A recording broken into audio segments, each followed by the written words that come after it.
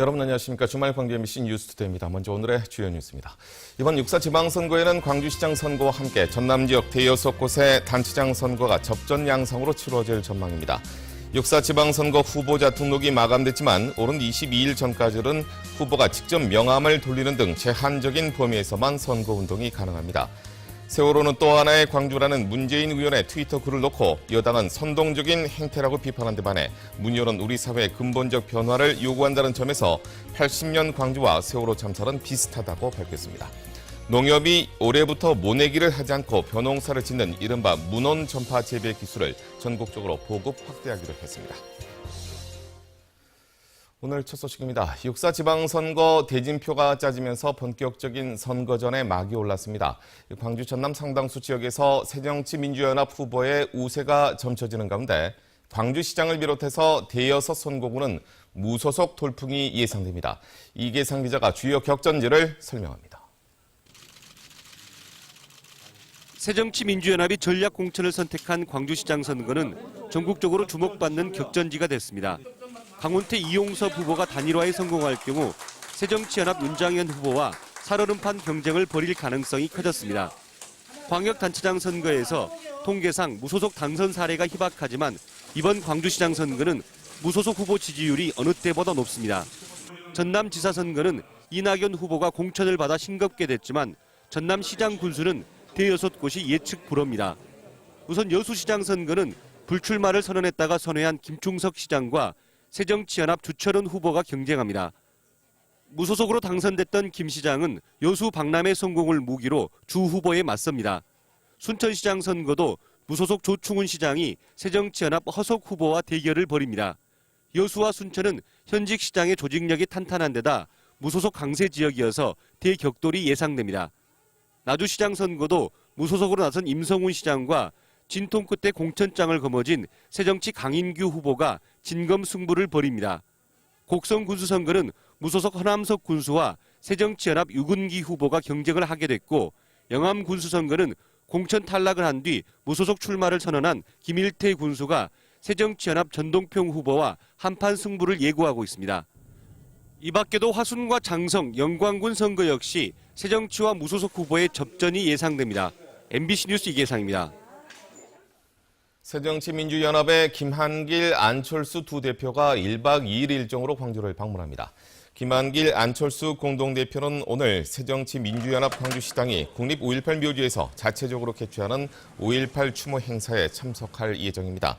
또 내일은 무등산 등산객들을 만나고 지역 언론들과 간담회를 갖는 등 시민들에게 광주시장 후보 전략 공천의 불가피성을 설명하고 이해를 구할 예정입니다.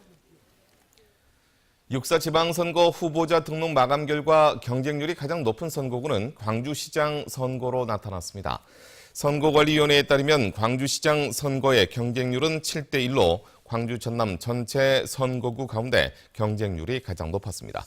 또 기초단체장 선거의 경우는 광주가 평균 3.2대1, 전남은 3.6대1로 집계됐고 목포시장 선거와 여수시장 선거는 각각 6명이 출마해 경쟁이 가장 치열했습니다.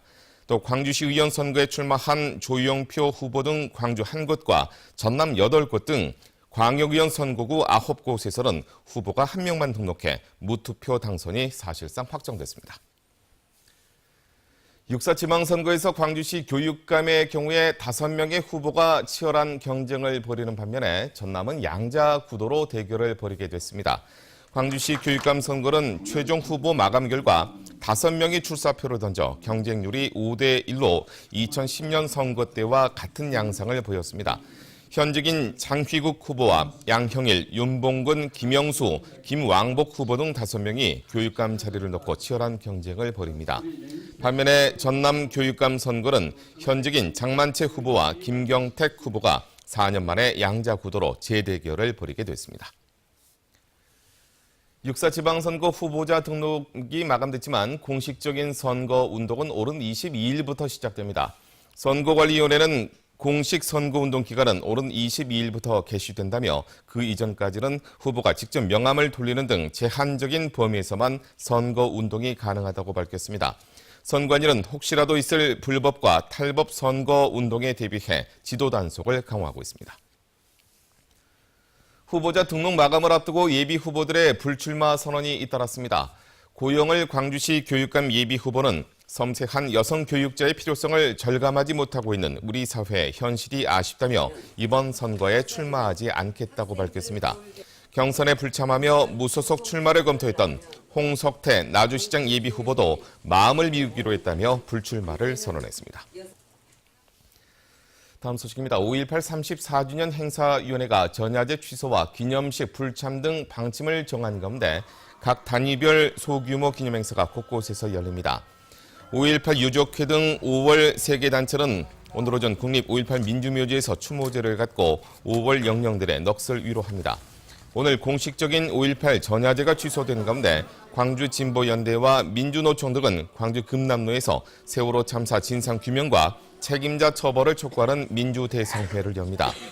5.18 기념일 당일인 내일 5.18 행사위는 국가보훈처가 주관하는 5.18 기념식에 불참하는 것은 물론 별도의 기념식을 따로 치르지는 않기로 했습니다.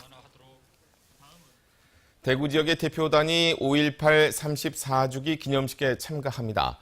광주시에 따르면 대구시 행정부시장과 2.28 민주운동 기념사업회 의장 등 대구 지역 대표단 10여 명이 내일 5.18 34주기 행사에 참가해 광주 시민들의 민주항쟁 정신을 함께 기립니다.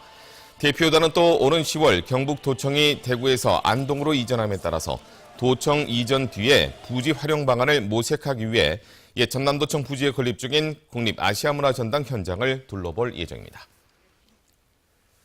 세월호는 또 하나의 광주라는 문재인 의원의 트위터 글을 놓고 여야가 공방을 벌였습니다. 새누리당의 박대출 대변인은 논평을 통해 야당 지도자가 5.18을 앞두고 세월호와 광주를 연결짓는 것은 선동적인 행태라고 비판했습니다. 이에 대해 문재인 의원은 보도자료를 내고 대한민국의 민주화를 요구한 5.18과 생명과 안전이 중시되는 사회로의 변화를 요구하는 세월호 참사는 우리 사회의 근본적 변화를 요구한다는 점에서 비슷하다고 밝혔습니다. 모내기를 하지 않고 벽실을 뿌려서 쌀농사를 짓는 이른바 문혼 전파가 확산되고 있습니다. 생산 비용과 노동력 절감을 기대할 수 있어서 농정 당국이 본격적인 기술 보급에 나서고 있습니다. 조현성 기자가 보도합니다. 파종기를 단 트랙터가 논 위를 빠른 속도로 갈고 다닙니다. 논 위를 몇 차례 왔다 갔다 하는 것만으로 벽시 뿌리기 작업은 끝이 납니다. 모를 만들 필요도 옮겨 심을 필요도 없어 농민들로선 대환영입니다. 이양하는 과정을 업종으로 인해 가지고 직파를 하게 되면 생산비가 많이 절감이 되고 벽시 6알 정도를 흙 뿌려 모내기한 논과 동일하게 벼를 재배하는 기술인 문혼 전파. 재배 기술이 꾸준히 개발되면서 비용과 노동력을 절감하는 것은 물론 기존 벼농사보다 더 많은 수확량까지 기대할 수 있게 됐습니다. 이양 재배처럼 물을 깊게 대서 잡초 방제, 액미 방제 할 수 있기 때문에 이제 안정적으로 기계양처럼 보급 확산될 수가 있습니다. 3년 전부터 나주를 비롯해 일부 지역에서 시험 재배를 해온 농협은 올해부터 문혼 전파를 전국적으로 확대해 나갈 계획입니다. 비료 뿌리가는 그 인력을 절약할 수 있어서 그래서 이제 경제적으로도 혜택이 있고 초고령화에 따라 일손이 크게 부족해진 농촌 현실을 생각하면 문혼 전파 기술은 벼농사에 거스를 수 없는 대세가 될 전망입니다. MBC 뉴스 조현성입니다. 무소속 광주시장 후보들의 기호가 강훈태, 이용섭, 이병환 후보 순으로 결정됐습니다. 광주시 선거관리위원회는 추첨을 통해 기호 5번은 강훈태 후보, 6번은 이용섭 후보, 7번은 이병환 후보로 결정했습니다. 정당 소속 후보의 기호는 의석수 등에 따라서 1번 이정재, 2번 윤장현, 3번 윤민호, 4번 이병헌 후보로 결정됐습니다. 사회봉사와 인간 사랑의 뜻을 기리는 대륜상 시상식이 열렸습니다. 한국여학사협회 광주지부는 수십 년 동안 사회봉사 활동에 힘써오면서 어머니와 와병 중인 장모를 함께 모시며 효행을 실천해온 성보기업 유성 대표를 30회 대륜상 수상자로 선정해 시상했습니다.